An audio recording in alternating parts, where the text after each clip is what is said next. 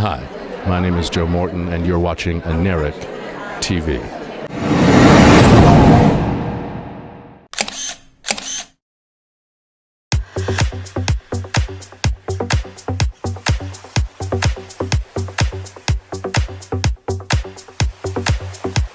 How does it feel to be nominated for one of the top shows on ABC? Well, one, it's great to be in one of the top shows on ABC, and two, to be nominated is just, icing on the cake. It's terrific. It's amazing.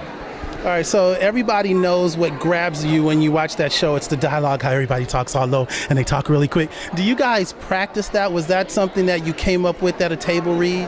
No. Now you have to remember, I didn't join the show till the end of season 2, so that was something that they had already decided was the only way the show could be done, was that kind of very rapid dialogue.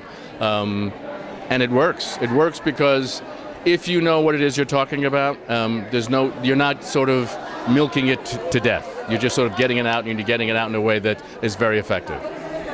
Now, I've seen you play a lot of roles.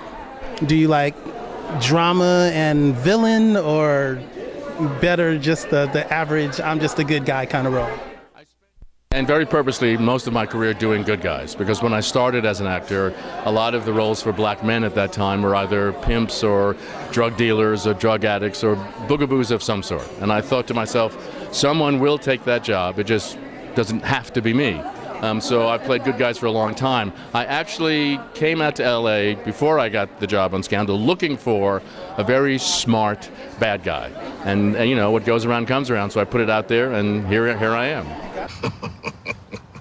No, you have no idea what happened. You have no idea what is currently happening. You're skipping around in a field full of bombs and mistaking them for daisies.